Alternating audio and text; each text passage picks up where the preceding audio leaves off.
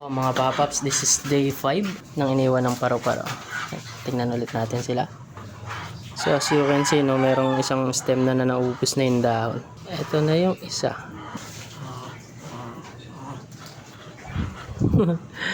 Lumalaki na silang dalawa. Patawa-tawa lang ako pero hindi ako natutuwa. Inuubos yung dahon ng kalamansi natin.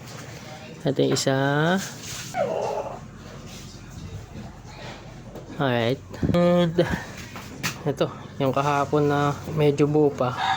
Ngayon, ayan na. Yun yung dahon. So, since ubos na, lilipat na siguro tong nasa baba na to. Punta na rin siya dito. Talantakan na. Ayun, mayroon pa isa dun. Ayan silang tatlo sa isang frame. Ayun, gumagapang-gapang pa siya. And, saan yung isa dito? Ayun, nasa ibang dahon na. Let's check. Ayun.